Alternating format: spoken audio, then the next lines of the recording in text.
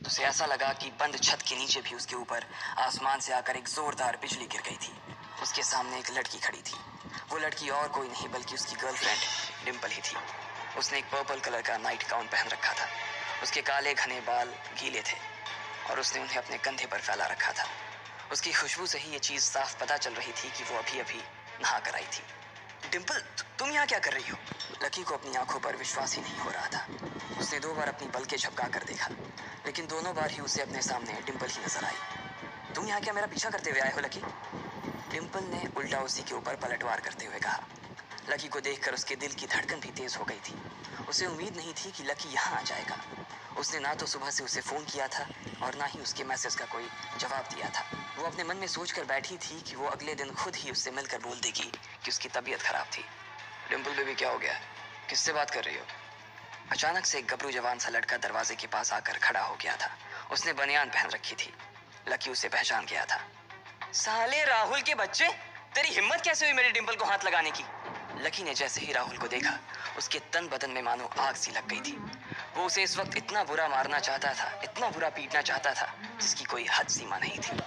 Lucky जिस college में पढ़ता था, राहुल और डिम्पल भी उसी में पढ़ते थे और वो कॉलेज राहुल के फादर का ही था। डिम्पल ने राहुल के पिता की एक कंपनी में जॉब पकड़ ली थी और राहुल उस पर बहुत लाइन मारता था। लकी ने 1-2 बार डिम्पल को उससे दूर रहने के लिए भी कहा, लेकिन डिम्पल ने उसे ये कहकर डाल दिया था कि वो सिर्फ अच्छे दोस्त थे। आज भी इससे पहले कि वो आगे बढ़ता, डिम्पल उन दोनों के बीच आ गई। रुक जाओ, डिम्पल ने गुस्से में कहा और लकी के सीने पर हाथ रखकर उसे रोक दिया। लकी लंबी सांसें ले रहा था और कुछ ही सांसों के बाद उसका गुस्सा शांत हो गया। अब डिम्पल के पास भी छुपाने के लिए कुछ नहीं था, इसलिए उसने लकी से कहा, लकी, आज से तुम्हारा और मेरा ब्रेकअप। ब्रेकअप? लकी के पैरों के नीचे से जमीन खिसक गई थी। उसकी आंखें नम हो गई। लकी को उसकी बातों पर विश्वास नहीं हो रहा था। उसने डिम्पल की ओर देखा और बोला, डिम्पल, हम पिछले 1 साल से एक दूसरे के साथ हैं और तुम हो कि मुझसे ब्रेकअप करना चाहती हो? अरे मैं तो तुम्हारे लिए नई बाइक लेने वाला था। चल रहने दे, आज ही याद आई है तुझे बाइक की। अरे तेरे पास मुझे बाहर घुमाने के लिए, खिलाने पिलाने के लिए पैसे तो है नहीं। तू कहाँ से लेगा बाइक? और अगर ले भी लेगा तो उसमें पेट्रोल कहाँ से डलवाएगा? तेरी 8,000 रुपये महीने की नौकरी, उसमें होगा ये सब? लोग हंसते हैं मेरे ऊपर जब मैं सरोजनी में तेरे साथ घूमती हूँ। मैं ऐसी लाइफ नहीं जीना चाहती लकी। मैं तेरी तरह गरीब नहीं रहना चाहती। तूने मुझे फंसाया था, उल्लू बनाया था तूने मुझे, इसलिए मैंने राहुल से मैचअप कर लिया है। आज से यही मेरा बॉयफ्रेंड है, डिम्पल ने गुस्से में कहा। अच्छा, तो बेबी ये है तुम्हारा वो बेकार सा एक्स बॉयफ्रेंड? राहुल ने पूछा और डिम्पल के बगल में आकर खड़ा हो गया। फिर उसने लकी के हाथ से थैली उठाई और उसमें से हार्ड प्ले का पैकेट निकालकर उसे चिढ़ाने के लिए उसे हवा में लहराने लगा। बाप रे, इससे बदकिस्मत इंसान इस दुनिया में और कौन होगा? राहुल ने उसकी टांग खींचते हुए कहा। लकी के पास उसकी बात का कोई जवाब नहीं था। उसने गुस्से से डिम्पल की ओर देखा और अपनी हाथों की मुट्ठी भींच ली। फिर वो वहां से निकल गया। अबे पैसे तो ले जा, सब कुछ फ्री में देता जाएगा क्या? राहुल ने जोर से ठहाके लगाते हुए कहा, लेकिन लकी बिना उसकी बात सुनते ही निकल गया। उसके दिमाग में डिम्पल के कहे शब्द गूंज रहे थे। उसने कभी सपने में नहीं सोचा था कि डिम्पल उसके साथ कुछ ऐसा भी कर सकती थी। जिस इंसान के लिए वो इतना कुछ करना चाह रहा था, उसे उसकी कोई कदर ही नहीं थी। लकी इतना हताश हो गया था कि बुरी तरह से रोने लगा। इस बार वो लिफ्ट से नहीं बल्कि सीढ़ियों से नीचे उतरा और एक सीढ़ी उतरने के साथ उसके आंसू आंखों से छलकते जा रहे थे।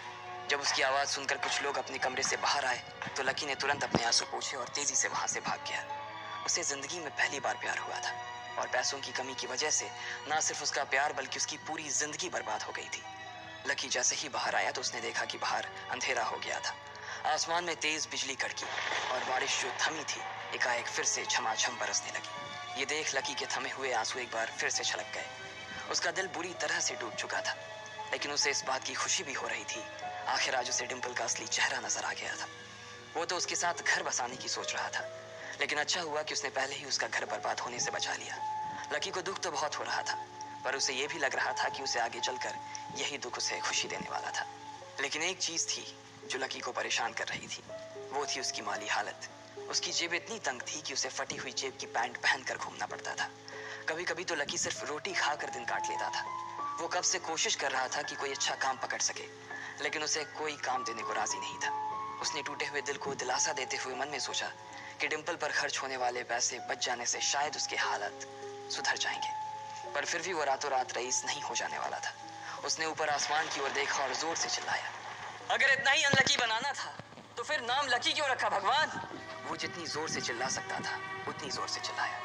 उसकी आवाज से आसपास खड़े लोग एक बार तो डर गए थे। लकी ऊपर ही देख रहा था और उसके आंसू बारिश के पानी के साथ मिल गए थे। जैसे ही वो फूट कर रोने को था तभी उसके फोन पर एक मैसेज आया। जैसे ही लकी ने अपना फोन निकालकर उस मैसेज को पढ़ना शुरू किया, उसकी तो आंखें ही चमक गई। अचानक उसके आंसू हंसी में बदल गए और वो जोर जोर से वहीं सड़क पर नाचने लगा। उस मैसेज में लिखा था, परिवार की रिसर्च और परिवार के निर्णय के हिसाब से अग्रवाल परिवार का वारिस लक्ष्मण लाल अग्रवाल उर्फ लकी ने गरीबी अभ्यास की परीक्षा को पास कर लिया है और आज से ही वो उस जमीन और उस जायदाद का मालिक हो जाएगा जो परिवार ने उसके नाम कर रखी थी। ये कैसा मैसेज था? आखिर कौन था लकी? क्या थी उसकी असलियत? और वो कैसे रातों रात ही अनलकी से लकी हो गया था?